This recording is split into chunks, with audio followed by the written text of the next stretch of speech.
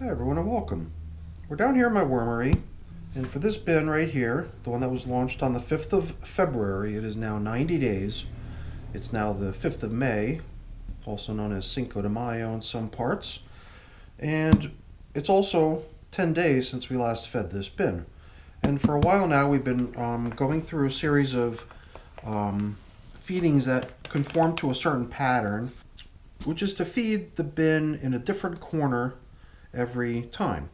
And as of last week, we had just finished making our way around all four corners of this bin, and I guess we kind of had an option now to either, call the experiment quits.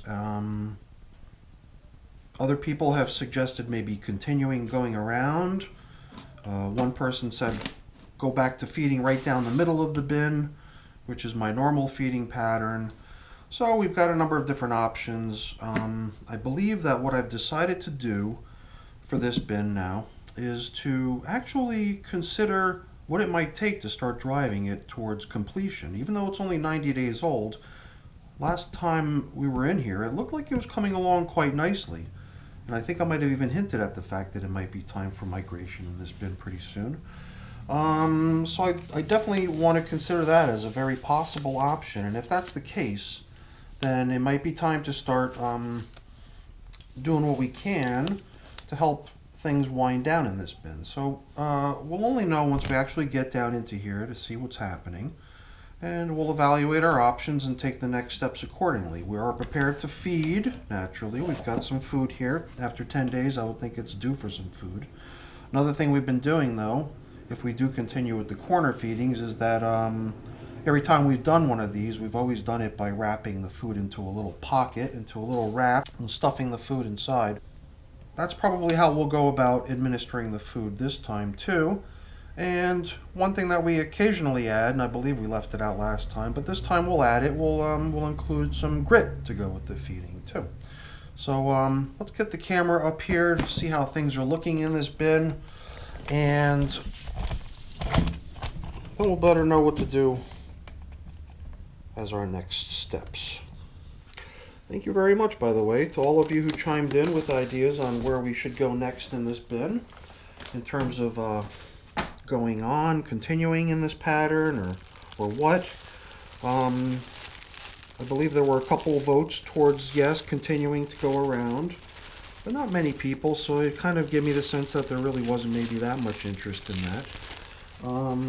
There was one suggestion that said go back to the middle, which is where I had been feeding prior to us starting this corner pocket feeding pattern.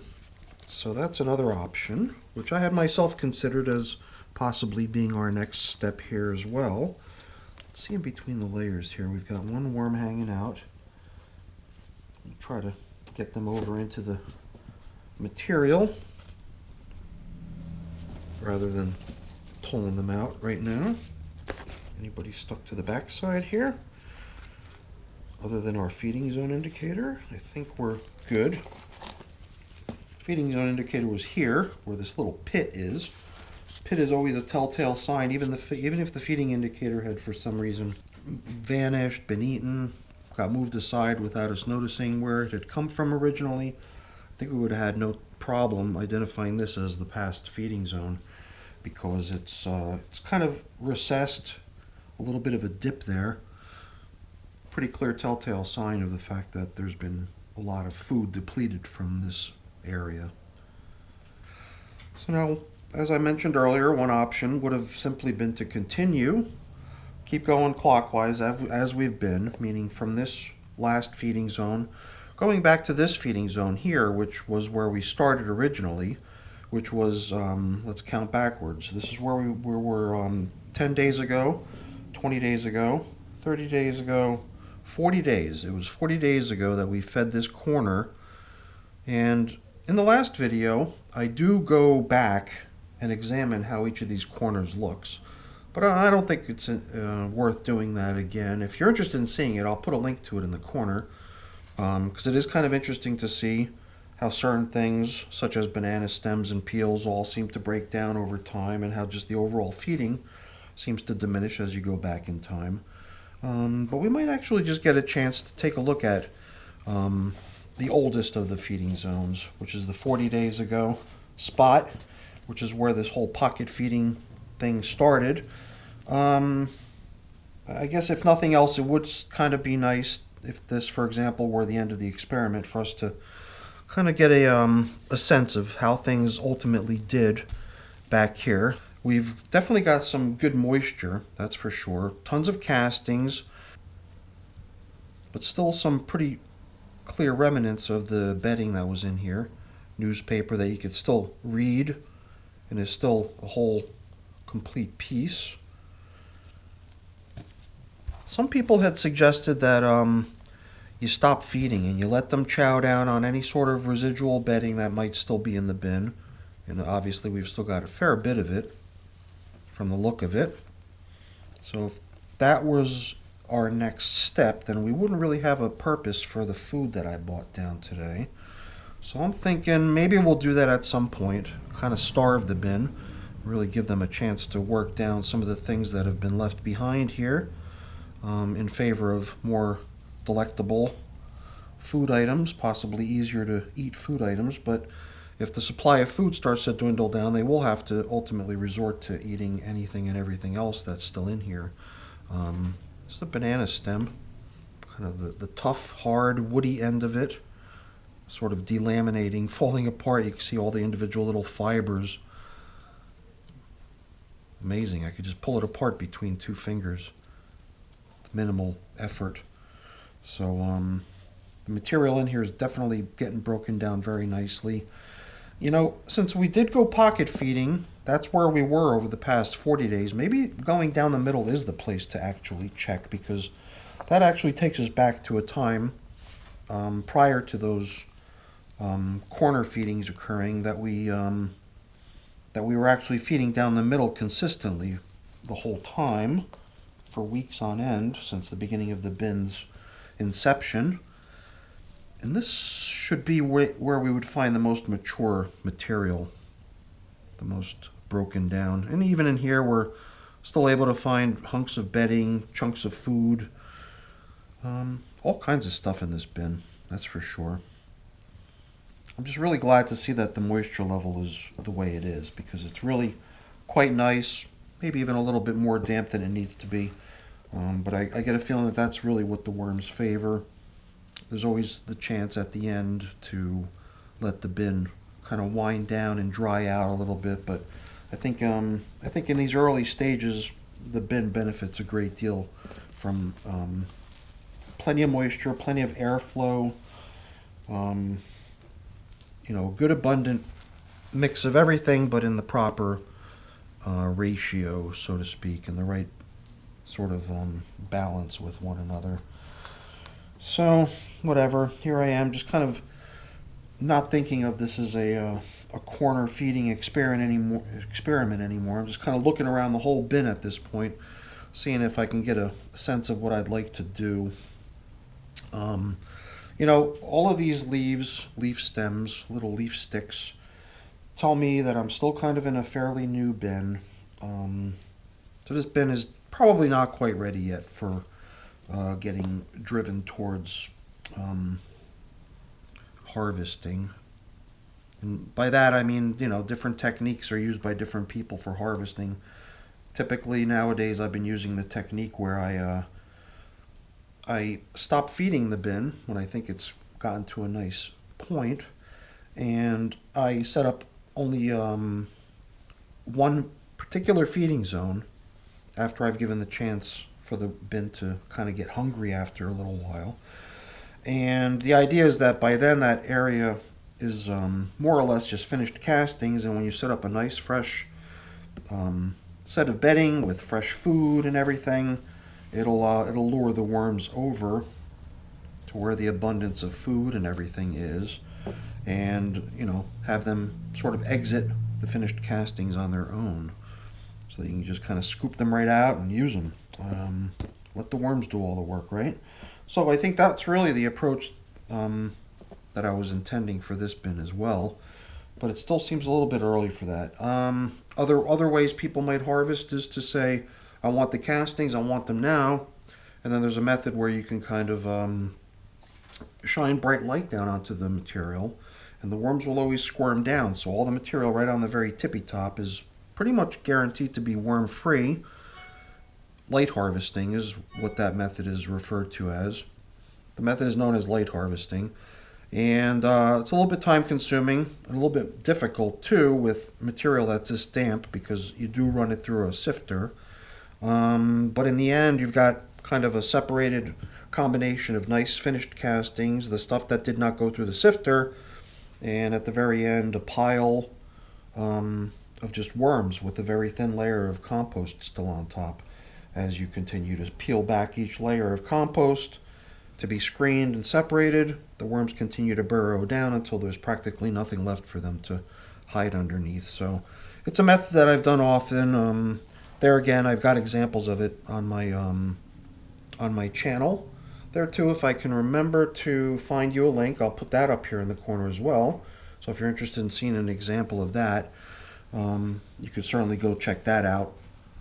And there's other ways too. I mean, one other method that I've tried in the past was where I took one of my bins that's got holes punched into the bottom of it, and you place that bin right on top of this material here. But that bin has already been built up with fresh bedding, fresh food, everything else like that. And then the worms actually squirm up through the holes in the bottom of that tray to access its contents, ultimately abandoning the old material that's been depleted of any food. I've always found that to take a really, really long time, and it always seems like worms just want to stay in the old material. I tried it in the beginning. I didn't really like it, so it's not a method that I generally use. Okay, I've just been here chatting about harvesting methods because I guess we will have to cross that bridge at some point, and you know, if you guys have preferences in that, then by all means, please let me know what you think. I could see it needing to get started soon, so knowing which path we're going to take would be helpful. But for now, let's start treating this as just one of my everyday bins. I believe now that each of the four corners has had a chance to get nicely worked by the worms, I'm going to go back to center feeding, at least for this time. Who knows? Maybe by next time we'll all sort of agree that this bin is ready for harvesting, and it's definitely getting there, unless there were other things that we wanted to do. I mean, another thing that we could possibly spend a little time on, perhaps in the next video, would be to see what it would take to try to collect the worm cocoons out of a bin, because there again, if you can start fishing out all the worm cocoons, then you sort of have a real concentrated material, which at some point would start to provide worms emerging from those little tiny cocoons. A lot of different people do a lot of different things on their channels with the cocoons, but I do have one video about worm cocoons, and it shows worm cocoons being placed into a new bin and actually hatching from their cocoons and eventually occupying the bin and sort of taking over. So that's an interesting video too. It's in a time-lapse format, so you actually see what happens over weeks and weeks of time. And I could put that link up here in the corner too, if you want to check it out. So I'm not trying to steer you away to go watch another video, but if at some point you're interested in any of those, I've got a lot of cool stuff on my channel worth checking out, and I highly recommend it. But I believe to get us done with today's feeding, I think we're just going to proceed with going right back down to the middle. We will retain the original idea of using these pieces of paper as little wraps to place the food into. So that's another benefit to doing it that way. And now this will be the fifth such feeding, because all four of the corners were fed using this approach of placing the food into a little bedding wrap.